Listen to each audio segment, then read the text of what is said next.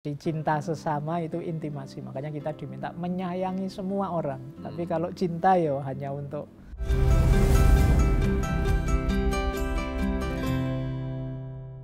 Kembali lagi di Dialog Positif Plus, masih bersama Mas Faiz.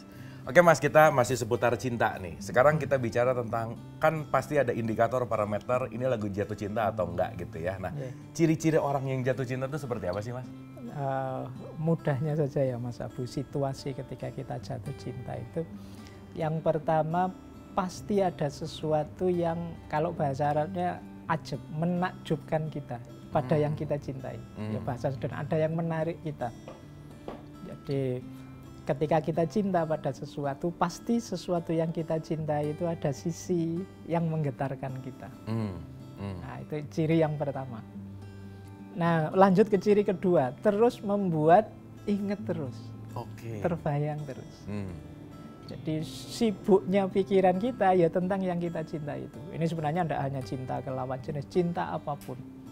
Ini menarik untuk bahan introspeksi diri, muhasabah. Pikiran kita itu sibuknya tentang apa saja sih dominannya, berarti ya itulah yang kita cintai. Itu jarang dicek juga sih Mas. Iya. Jadi ya kok tiap hari sibuk karir, yang dipikir karir terus uang terus itu kemungkinan ya kita itu yang kita cintai dalam hidup ini. Jadi ciri kedua orang mencintai itu selalu ingat di pikiran, selalu jadi fokus perhatian. Ciri yang ketiga, orang mencintai itu biasanya rela menerima apapun yang ada pada yang dicintai. Kok ada orang menyatakan cinta pada sesuatu atau seseorang tapi syaratnya banyak. Aku cinta padamu sih kalau kamu sudah berhenti merokok misalnya. Aku cinta padamu sih kalau kamu sudah, masih banyak syaratnya. Itu mungkin masih belum sampai pada standar cinta beneran. Jadi cinta yang beneran tidak ada syaratnya, makanya cirinya ridho. Jadi rela, apapun situasinya. Ada lagi cirinya cinta itu ada harapan juga ada ketakutan. Harapan dan ketakutan? Iya. Kehilangan gitu maksudnya? Iya. Jadi macam-macam takutnya, takut kehilangan kamu, takut jauh dari kamu, atau takut kamu tahu saya jeleknya banyak. Itu biasanya kalau udah nikah sih Mas. Iya, jadi takut kebongkar asli saya, jadi ada takutnya meskipun ada juga harapannya. Selanjutnya ada juga ciri mau berkorban. Aku sakit enggak apa-apa, aku kehilangan enggak apa-apa, aku repot enggak apa-apa, aku capek enggak apa-apa, asal demi yang dicintai. Itu kemungkinan kita memang sudah jatuh cinta beneran. Kita rela berkorban untuk dia. Jadi ini ciri-ciri mungkin sederhananya ya. Saya itu yang saya sukai siapa ya, yang saya cintai siapa ya. Hal-hal ini kita persembahkan untuk siapa. Berarti itulah yang kita cintai. Ya menarik kalau sampai puncaknya, nanti kan cinta paling tinggi itu kan mahabbah, cinta ilahiyah. Kita cinta pada Tuhan, itu berarti ya kesibukan kita sehari-hari, isi pikiran kita yang paling banyak ya sehubungan dengan Tuhan. Kemudian kita ridho apapun situasi hidup kita, kenyataan hidup kita, itu kan hakikatnya pemberian Tuhan. Jadi mungkin makhluk ini hanya jembatan untuk ke ujung itu kali ya Mas Faiz. Itu salah satu rahasia kenapa Sufi tadi menyuruh si murid ini jatuh cintalah dulu biar dia tahu seperti ini loh cara mencintai Allah. Ketika kita jatuh cinta pada sesuatu atau seseorang, jangan berhenti di situ, lanjutkan cintamu, nanti puncaknya kamu akan ketemu pada cintanya Allah. Itu urusannya fisik nggak sih Mas Faiz? Maksudnya kan sekarang kalau ngelihat cantik gitu ya, kan tertarik gitu, itu apa sih fisik? Pengaruhnya besar nggak? Bisa apa saja. Bisa fisik, bisa karakter, bisa gaya. Kan ada orang jatuh cinta itu sekedar lihat senyumnya meleleh aku misalnya. Jadi itu kan berarti hanya senyumnya saja. Mungkin ada yang wah dia baik hati sekali, dia lembut sekali, macam-macam. Itu yang bagian takjub tadi, bagian ada yang mempesona dari dia, yang menyentuhku. Jadi tidak selalu harus fisik. Jadi bisa macam-macam pintu gerbangnya.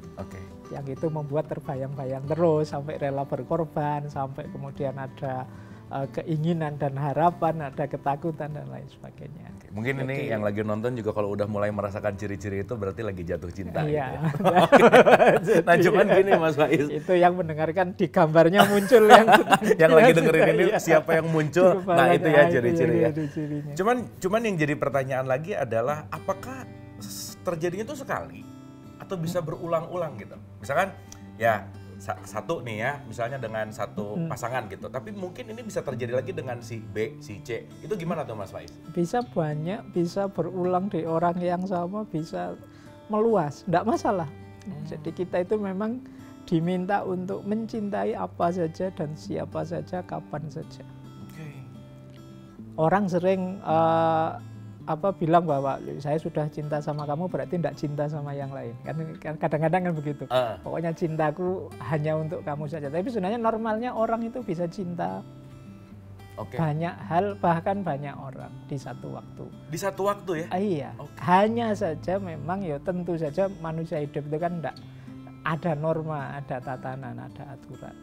Jadi caraku mencintaimu beda dengan caraku mencintai dia. Karena kamu istriku, ya caraku mencintai beda dengan ketika aku mencintai istrinya orang misalnya. Oh itu batasannya norma sebenarnya. Ada batasannya. Ya. Tapi gini Mas Faiz, let's say gitu ya, hitungan skala 1 sampai 10 mencintai istri sama mencintai teman gitu misalkan. 10 dua-duanya tuh mungkin. Bisa saja. Orang itu manusiawi. Cuma itu tadi loh.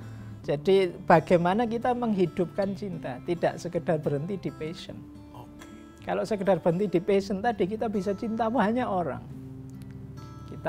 Makanya cara kita mencintai itu ya sesuai dengan tadi, ada komitmennya.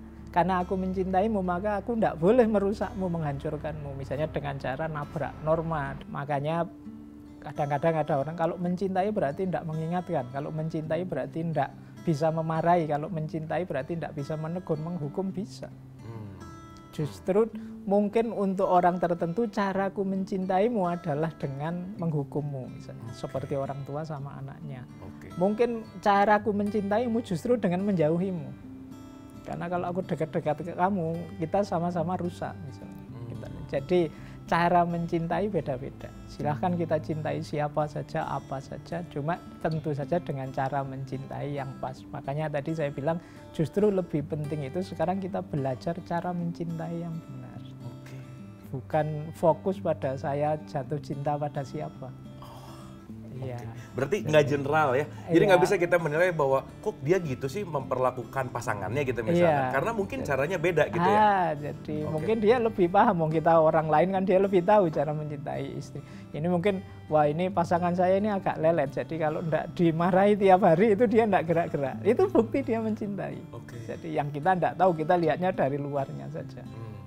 Jadi maka cinta itu mari kita perluas pada siapapun, pada apapun, meskipun kita harus imbangi dengan belajar bagaimana cara mencintai yang pas. Jadi cinta itu relasi paling agung, paling mulia di teori apapun yang saya pahami. Tapi kadang-kadang kitalah yang menjatuhkan nilainya. Kita sendiri yang meruntuhkan martabatnya cinta yang luar biasa itu. Jadi, cuman ada gini Mas Faiz, ada kata cinta, ada kata sayang nih Mas Faiz. Apa sih sebenarnya bedanya? Sering kali kalau dalam bahasa Indonesia ya orang pakai istilah cinta itu konotasinya lebih erotik. Ya lebih pada eros. Sementara kalau sayang itu konotasinya lebih ke kedekatan. Jadi ketersentuhan hati pada siapapun apapun itu. Jadi sebenarnya ya definisi kalau pakai bahasa Yunani itu ada eros yang melambangkan ada sisi birahinya, ada sisi ketertarikan fisiknya, tapi nanti ada juga sisi intimasi. Intimasi itu kedekatan. Kayak kita dengan sahabat kita, dengan teman kita itu kan intimasi. Jadi cinta sesama itu intimasi. Makanya kita diminta menyayangi semua orang. Tapi kalau cinta ya hanya untuk ini yang hubungan dengan birahi passion tadi ya hanya untuk pasangan kita saja yang legal. Ini sebenarnya konotasinya sama, cuma sayang sering didefinisikan lebih luas. Sebenarnya ada satu lagi namanya agape kalau bahasa Yunani. Agape itu cinta yang ilahiyah. Jadi ada eros, ada filia, ada agape. Kalau pakai bahasa Islam itu ada mahabbah, ada mawaddah, ada rohmah. Mahabbah itu ada passionnya, ada unsur birahinya. Kalau mawaddah itu ada kedalaman kedekatan yang tidak berhenti hanya pada passion.